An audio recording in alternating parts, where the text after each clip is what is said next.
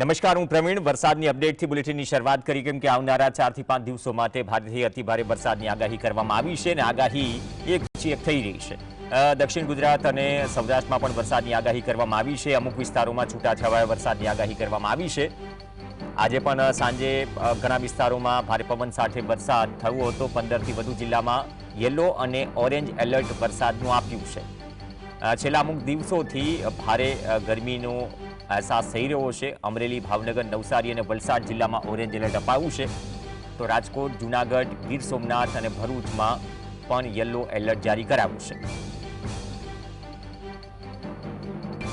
અરવલ્લી, દાહોદ, મહીસાગર, નર્મદા, તાપી અને ડાંગમાં પણ યલો એલર્ટ અપાયું છે.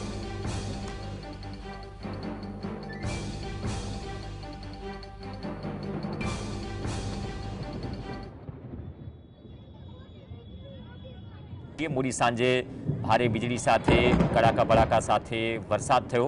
મોડી સાંજથી જ ભારે પવન રાજકોટ અને ગ્રામ્ય વિસ્તારોમાં ફૂંકાયો હતો. Yagnik road, Dhebar road, Gondal road, Kalawad road, Greenland ચોકડી, Morbi road, 150 foot ring road સહિતના વિસ્તારોમાં વરસાદ વરસ્યો. આ ઉપરાંત રિંગ રોડ અને આસપાસના વિસ્તારોમાં પણ ગાજવીજ સાથે વરસાદ થયો, જેને લઈને લોકોને ગરમીમાંથી રાહત મળી.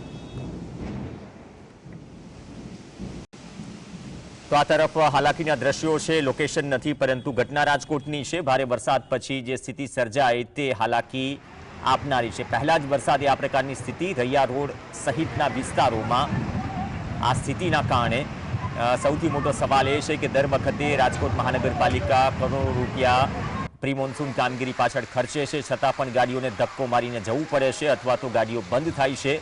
કમરસમાં ઘણી જગ્યાએ પાણી ભરાયા છે અને સતત આ પ્રકારના દ્રશ્યોથી હાલાકીનો સામનો પણ કરવો પડી રહ્યો છે. સહયોગી લકીરાજસિંહ ઝાલા જોડાશે. લકીરાજ, કેટલો કયા વિસ્તારમાં વરસાદ અને કયા કયા વિસ્તારોમાં હાલાકીના દ્રશ્યો? પ્રવીણ, આપને જણાવી દો કે રાજકોટમાં નજીવા એવા વરસાદમાં પણ જે ક્યાંક ને ક્યાંક જે પાણી છે તે કમર સુધી આવી જાય છે. ત્યારે રાજકોટમાં આજે બપોર બાદ જે અસહ્ય બફારા બાદ જે ધોધમાર વરસાદ છે તે વીજળીના કડાકા ભડાકા સાથે આવ્યો હતો ને શહેરમાં જે હાલ તો વરસાદે વિરામ લીધો છે, પરંતુ આ 1 કલાક સુધી જે ચાલુ વરસાદમાં 80 મિલી જેટલો જે વરસાદ છે તે પશ્ચિમ વિસ્તારમાં પડ્યો છે. તો સેન્ટ્રલ ઝોનમાં 62 મિલી જેટલો વરસાદ છે તે પડ્યો છે. તે નીચાણવાળા વિસ્તારો કહી શકાય. રામનાથપરા, જે 150 ફૂટ રિંગ રોડ, રૈયા ગામ સહિતના વિસ્તારોમાં કમર સુધી પાણી છે તે પહોંચી ચૂક્યા હતા. જોકે વરસાદે વિરામ લીધા બાદ હવે ધીમે ધીમે જે પાણી છે તે ઓસરવાનું શરૂ થયું છે. જી આભાર લકીરાજ સમગ્ર અપડેટ બદલ.